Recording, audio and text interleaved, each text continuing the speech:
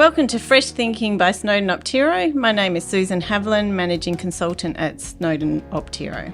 Today we're talking around the current high gold price and renewed interest in historic gold operations. I'm joined by Jane Levett, who is our Principal Consultant here at Snowden Optiro. Jane has an extensive experience in mineral resource estimation. Welcome, Jane. Thank you, Susan.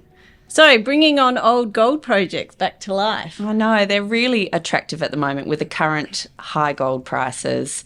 There's a bundle of old projects, particularly in WA, that could easily be re-optimised and reinvigorated. So, do you see that there's some common issues that we're seeing when people come to us with historic projects? Yeah, we are seeing some common issues and they sit around data quality. So some of these projects are really old, where some of the data is, 50, 60 years old, and some of them are more modern.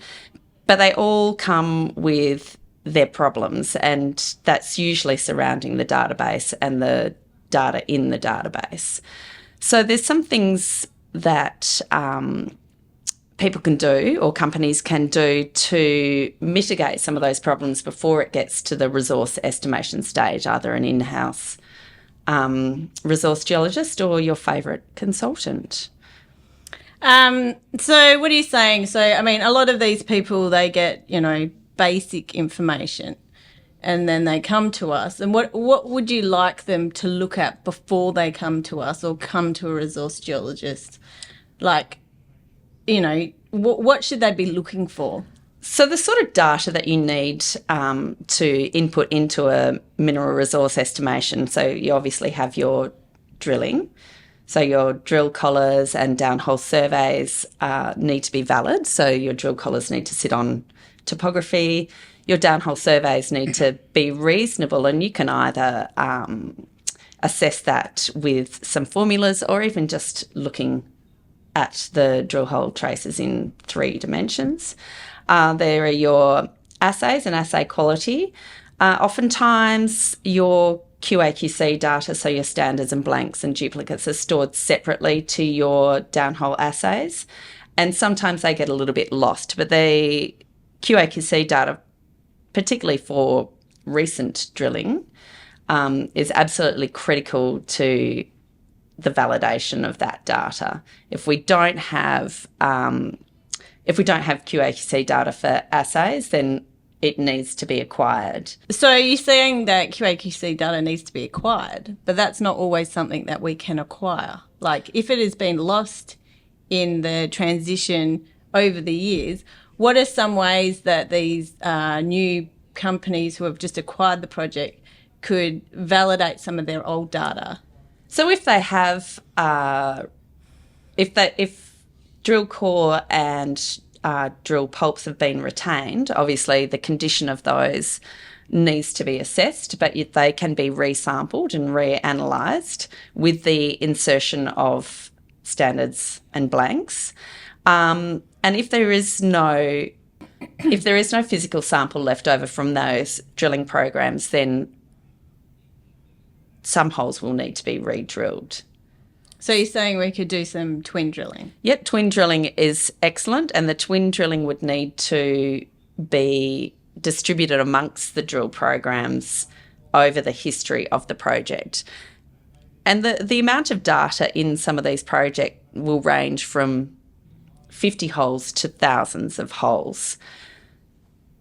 So the planned twin drilling needs to be reasonable. You don't need to go and drill every single, or re-drill or twin every single hole that exists in the project. But a distribution of holes over time and space would be adequate to validate historical data. And would you suggest you necessarily have to twin with the same drilling technique, or would you, would RC be adequate for twin drilling, or would you say you should go with diamond? What's your thoughts on that? Diamond drilling's always nice to have, but it is possible to obtain that data through RC drilling. And would you suggest that these companies sample the whole hole, or are we just could they save money by just sampling the areas of interest? I'd always say to sample the entire hole. Sometimes some of the mineralisation may have been missed historically, particularly low-grade mineralisation, so you may get some upside by sampling the entire hole. Okay. So, like, what kind of percentage of, like, the historic drilling should you try and twin? Like, in an ideal world, obviously we're not concerned about money, but in an ideal world, how much would you like to see? I think 10 to 20% of the historic drill holes would be reasonable, but you need to select the holes that you're going to twin. There'll be some holes that are more critical than others, and that's based on assays, obviously, but also complexity of geology, because you need to understand and validate that. And then that moves into another data validation that needs to be undertaken, and that's the geology, because the range of quality of historic logging could be huge. Well, and commonly you don't even get the geology. Commonly you just get the assays. Yeah, that's right. And then that perhaps can inspire some deeper digging into trying to locate if it's an open pit, so pit floor mapping and mapping of the pit walls. If it's an underground project, BACS mapping, any information that can assist you with an interpretation will be amazing. So what you're also saying is that these companies need to look at where this historic drilling or information is coming from. So obviously the bigger mining companies who have very rigid protocols are more likely to have more information. So if you haven't obtained that information, you know that it's probably out there, whereas the smaller companies that were maybe, 100 years ago, chances are you're not going to find that information. Yeah, I mean, the Department of Mines, particularly for those older projects, will have reports. So you can garner some detail of information from those reports that you can input into your interpretation, your database, and then eventually your model. Yeah. So, I mean, we've talked about drilling information. I think a key area that people need to understand is that not all drilling information is useful. Like, there's a lot of RAB holes out there and aircore holes, which are great for a geological interpretation and a mineralisation interpretation. But in reality, how often are these holes not used in a resource estimation? I think it would be very rare to have that low-quality drilling data used in an estimation. It would not be recommended, and particularly if it's quite old, the quality of that data is deeply questionable. Yeah, so for these companies, I think they really need to look at what type of information they've got before they approach or before they think they might be able to revive this project. Yeah, absolutely. And there's other information aside from the drilling which is really important in a reinvigoration of an older project, and that's actually the survey information. It's really important to know for an open pit what they actually dug up versus what the pit looks like now, with a tendency to backfill after you've finished mining.